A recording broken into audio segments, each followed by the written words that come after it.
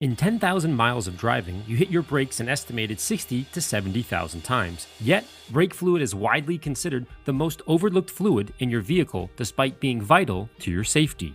Replacing your brake fluid is a simple procedure you can do yourself. Here are the tools you'll need: brake fluid specific to your vehicle, brake bleed pump, catch bottle, gloves, rags, and safety glasses.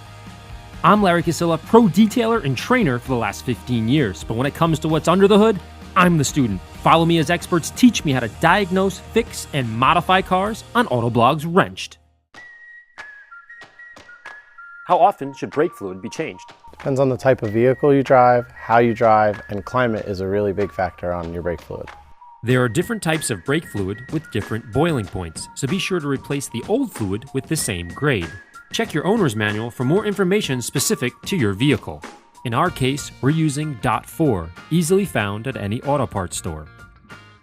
As I've come to learn, there are two main types of brake bleeding techniques. The two-person method, known as pedal bleeding, is when one person is pumping the brakes and the other is bleeding the brake lines at the same time. But today, I will learn the faster and easier one-person method known as pressure bleeding. The goal when bleeding brake lines is to squeeze or push out the old fluid without allowing any air back into the system. If air does enter the system, it can be a big problem. Brakes are hydraulic, meaning when you step on the brake pedal, brake fluid, which isn't easily compressed under this pressure, transfers the force of the pedal through the brake lines to the calipers, which squeeze the rotors and stop the car. If air enters the system, either through a bad brake bleed process or leaky brake lines, then the force of the pedal compresses air and not the fluid. That's why brakes can feel squishy sometimes and not stop as well as they should. Before opening the brake fluid cap, clean the surrounding area to avoid any dirt accidentally entering the system. Keep in mind that brake fluid will destroy paint on contact, so wear gloves, eye protection, and of course cover the paint and avoid any drips. Now, unscrew the cap and use a turkey baster to remove the majority of the old fluid from the master cylinder, but do not remove all of the fluid. Leaving some fluid in the master cylinder will help prevent air bubbles from getting into the system. Next, use a tool called a power bleeder. This tool uses pressurized brake fluid to force air and the old fluid out of your brake lines.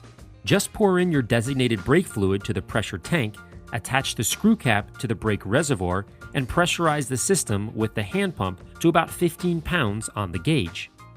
With the brake system pressurized, it's now time to move to the corner of the vehicle furthest away from the master cylinder. Attach the brake bleed catch bottle to the caliper bleed valve located on or near the caliper. Now you always start with the caliper furthest away from the master cylinder. In our case, it's the passenger side rear. Makeshift bottles can be created at home, but for $10 to $12 online, these bottles are airtight, have a magnet, and a safety line, which is well worth the price. Depending on the style of wrench you're using, it may need to be in place before connecting the hose. With the hose firmly attached, open the bleeder valve until you see the old brake fluid being pushed out of the system and into your catch bottle.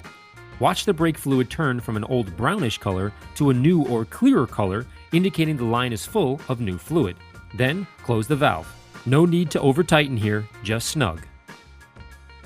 Make sure to check your power bleeder has enough pressure and brake fluid to continue. You'll most likely need to give it a few pumps to add more pressure up to the 15 pounds. Be sure to check your power bleeder after each corner. You want to avoid running out of brake fluid during the bleed, as this will inadvertently add air to your system. Repeat this process on the driver's side rear, then the passenger side front, and finally the driver's side front closest to the master cylinder, in that order. Keep in mind that some high-performance calipers have more than one bleeder valve attached, so contact the manufacturer for their recommended bleeding sequence or suggested tips. When you've done all four corners, test your pedal to make sure it feels firm before driving. If not, repeat the process until a solid pedal returns. Then, slowly release the pressure from the power bleeder, then unscrew the bleeder cap, top off the master cylinder reservoir with brake fluid, and replace the cap. And remember, brake fluid contains polyethylene glycol, which is found in some paint solvents and is extremely corrosive. Be sure to remove your gloves before getting in the car or touching the paint, as you may have some old brake fluid left on them, which would turn a quick brake flush possibly into a full repaint. With the project done, we have all the used fluid that now needs to be disposed of. Make sure you do it properly. Check your local auto parts store to see if they recycle or if they can direct you to a local collection facility. For more how-to car repair videos, visit autoblog.com/wrenched. I'm Larry Casilla from AmmoNYC.com. As always, thanks for watching.